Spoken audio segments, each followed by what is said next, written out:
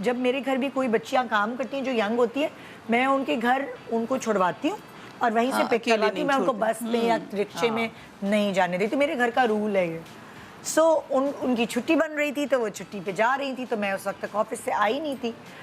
इत्तेफाक से कोई ऐसा रीज़न हुआ कि वो उस वक्त जा नहीं सकी मेरे ऑफिस से आने। जब मैं ऑफिस से घर आई तो मुझे ड्राइवर के साथ कहीं जाना था और उससे पहले उसको निकलना था, मगर मुझे कोई इमरजेंसी में जाना पड़ा तो मुझे वो ड्राइवर नया था, वो ड्राइवर ज़हीन था। उस बच्ची को पता नहीं था कि वो ज़हीन है।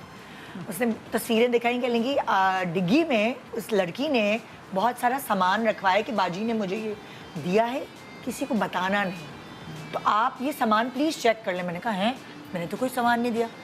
आप यकीन मानेंगे, वो एक जितनी भी मैंने बाहर से शॉपिंग की थी, टैग्स लगी हुई चीज़ें, सूटकेस, उसने पूरी जमा करके वो अपने घर छुट्टी पे जा रही थी और दीदा लेडी से उसने मेरी ही गाड़ी की डिग्गी में रखवाए और बोला किसी को बताना नहीं, वो दूसरी मेट्स जेलस होंगी तो ये चुपके से रख दो उधर और ये मैं घर जाऊंगी तो ले जाऊंगी। और उसी गाड़ी में चोरी के सामान के साथ मैं घूम रही हूँ, शहर में घूम रही हूँ सामान लिए हुए। अच्छा, ओह माय गॉड, बिल्कुल ऐसा ही एग्जैक्टली। सो मैं गई हूँ उसको तो कहने लगी बाजी आप भूल गई हैं, आपने मुझे ये दी है।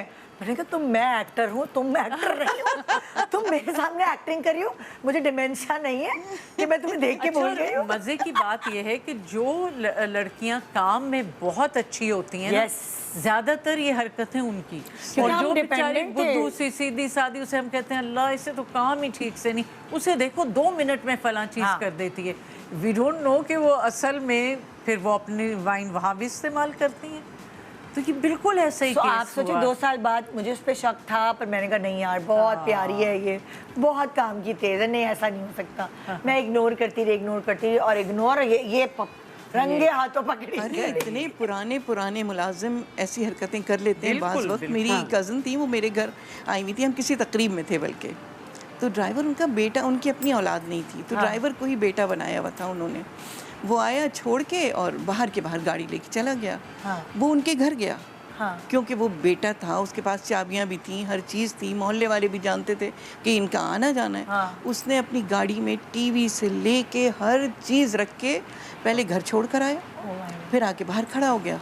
बजिया जब गई घर तो कहनी यहाँ तो कुछ भी नहीं है। अच्छा, इत्तेफाक देखो कि मैं भी पहुँची, मेरे मियाँ के साथ में पहुँची, तो मेरे मियाँ ने पुलिस भी बुलवा ली थी उन्होंने, इस तरह जाहिर है कि उस पर तो शुबह था ही नहीं उन्हें। तो रिमोट उठाया उन्होंने और ड्राइवर को दिया, कहने के टीवी लेके गए तो ये भी तो लेके जाओ। इस तरह कहने लगे। पुलिस वाले ने फौरन पकड़ा। कहने लगा हम इसी वक्त घर जाएंगे इसके। सारा सामान उसके घर में मौजूद।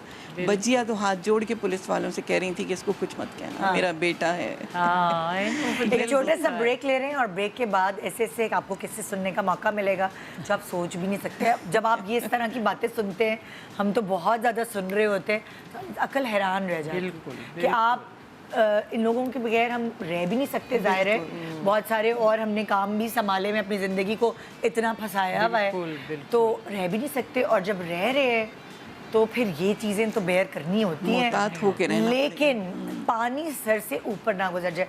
माल जो है ना, ये तो आनी जानी चीज़ें, हम यही कहते हैं, लेकिन अगर कोई और नुकसान पहुंचा देंगे, अच्छा, लेकिन जानी नुकसान, मैं हमेशा समथिंग। ब्रेक के बाद आती हूँ। गुड मॉर्निंग, मैं ज़रा कंक्लूड कर रही थी।